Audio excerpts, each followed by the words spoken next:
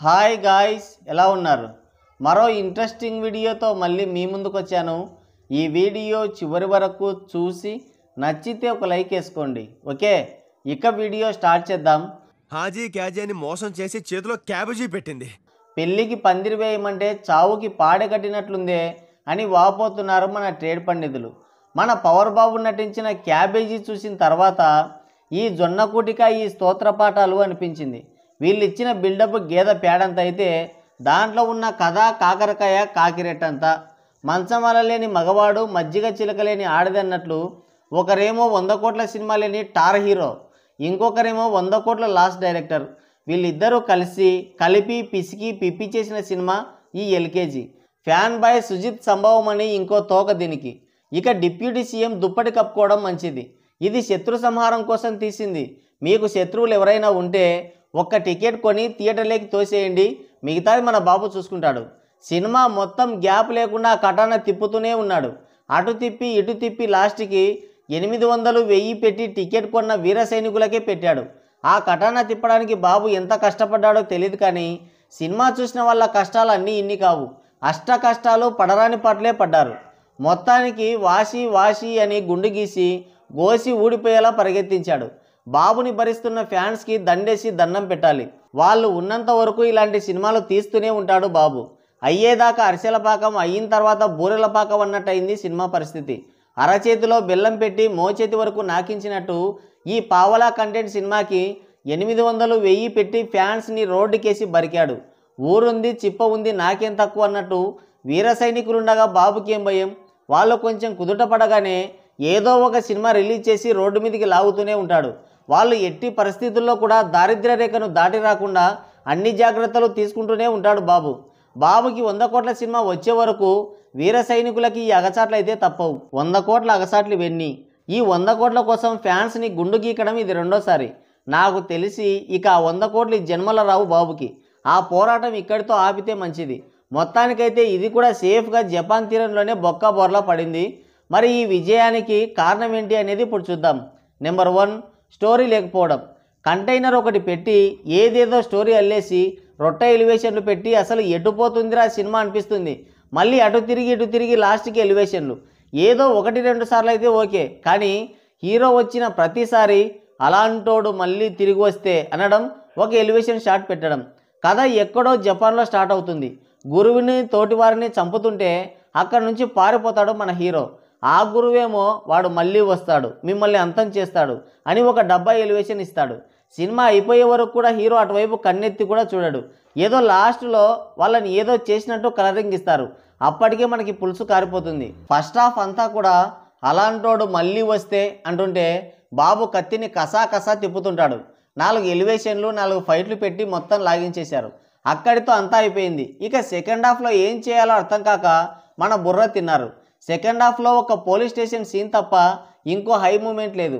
Cinema down అవుతూ వచ్చింది. Story లేకపోవడమే పెద్ద మైనస్ దీనికి. నెంబర్ 2, ఎమోషన్స్ మిస్ అవ్వడం. ఇదొక గ్యాంగ్స్టర్ ఫిలిం. దీనికి ఆడియన్స్ కనెక్ట్ అవ్వాలంటే బలమైన ఎమోషన్ ఉండాలి. టార్చ్ లైట్ వేసి వెతికినా కూడా అది ఎక్కడుందో కనిపించదు. గంభీర క్యారెక్టర్కి మనం ఎమోషనల్గా కనెక్ట్ అవ్వలేం. ఎమోషనల్గా కనెక్ట్ అయ్యేంత స్టోరీ లేదు అక్కడ. హీరో ఎందుకు గొప్ప అనేదానికి బలమైన రీజన్ ఒక్కటి కూడా లేదు. స్టార్టింగ్లో గురువును స్నేహితుల్ని చంపేస్తుంటే పారిపోయి వచ్చి ప్రకాష్ రాజ్కి రక్షకుడు అవుతాడంట. మరి అక్కడ ఎందుకు పీకలేకపోయాడు అది మాత్రం మనకు తెలియదు. ఇక హీరోయిన్తో ఒక లవ్ ట్రాక్ ఉంటుంది. ఇక్కడ ఒక ఫీల్ అనేదే రాదు. ఇంటర్వెల్లో హీరోయిన్ని వేసేస్తారు. అప్పుడు ఆ సీన్లో పోతే పోయిందిలే పీడ పోయింది అనుకుంటాం, కానీ అయ్యో పాపం అనిపించదు. హీరో ఇప్పుడు ఏం చేస్తాడు అనే ఎగ్జైట్మెంట్ కూడా ఉండదు. వాళ్ళిద్దరి మధ్య ఉన్న బాండింగ్ని సరిగ్గా ఎస్టాబ్లిష్ చేయలేకపోయారు. ఇక సెకండ్ హాఫ్లో అర్జున్ దాస్తో ఏదో చేయించారు. పాపని అడ్డం పెట్టుకొని గంభీరని చంపాలని చూడడం, తర్వాత రియలైజ్ అవ్వడం, ఆ సీన్స్ కూడా పెద్దగా వర్కౌట్ కాలేదు. పవర్ బాబు బిడ్డ కోసం ఏడుస్తుంటే ఎందుకో తెలియదు నవ్వు వచ్చింది. అంటుంటాడు. ఇంకోటి, ముంబైని వదిలి అజ్ఞాతంలోకి వెళ్ళడానికి రీజన్ కూడా చాలా సిల్లీగా ఉంటుంది. అది చూస్తే లొట్ట దీనికోసమా అన్ని ఏళ్ళు దేశాల పట్టుకు తిరిగింది అనిపిస్తుంది. ఇలా చెప్పుకుంటూ పోతే చాలా ఉన్నాయి, కుప్పలుగా ఉన్నాయి, దాచాం. మొత్తానికైతే సుజిత్ అన్నయ్య ఈ సినిమాని ఎమోషన్కి 7 కాంతి సంవత్సరాల దూరంలో ఉంచి అందరినీ నాకించేశాడు. Number 3, violence. సినిమా మొత్తం కూడా బాబు కసకస నరుకుతూనే ఉంటాడు.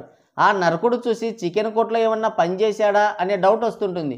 ఎందుకు నరుకుతుంటాడో, ఎవరిని నరుకుతాడో అర్థం కాదు.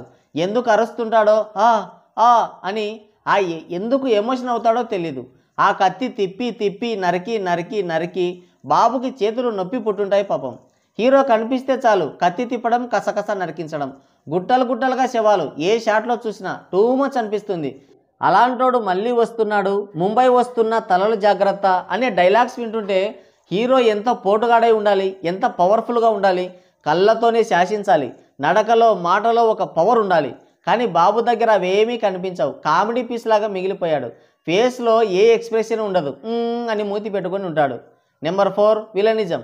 గంభీరకంత ఎలివేషన్ ఇచ్చినప్పుడు, పెద్ద గ్యాంగ్స్టర్ అయినప్పుడు ఆ రేంజ్కి తగ్గ విలన్ ఉండాలి.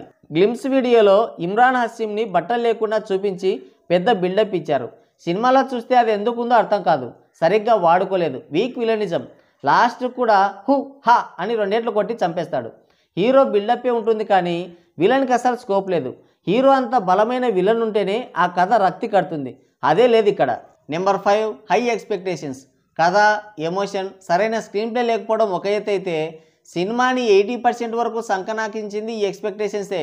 రిలీజ్కి ముందు వీళ్ళు ఇచ్చిన బిల్డప్ గేదె పేడంత అయితే, సినిమాలో ఉన్న కంటెంట్ ఏమో కాకిరెట్టంతా. ఈ ఊగే వాళ్ళకు కూడా తలకాయ లేదు. ఏదో చిన్న గ్లిమ్స్ వీడియో పట్టుకొని ఊగిపోయారు. వాళ్ళు ఇచ్చిన జలక్కి ఊగిపోయి బయటికి పారిపోయారు. హై ఎక్స్పెక్టేషన్స్ పెట్టుకునేంత ఏం లేదు. నాకు తెలిసినంత వరకు నార్మల్ ఎక్స్పెక్టేషన్స్ కూడా ఎక్కువే దీనికి. మొత్తానికైతే సినిమా షెడ్యూకి వెళ్ళడానికి ఇవే మెయిన్ రీజన్స్. టికెట్ హైక్స్ వల్ల డే 1 కలెక్షన్స్ అయితే రావచ్చేమో కానీ రేపటి నుంచి దోమలు కొట్టుకోవాల్సిందే థియేటర్స్లో.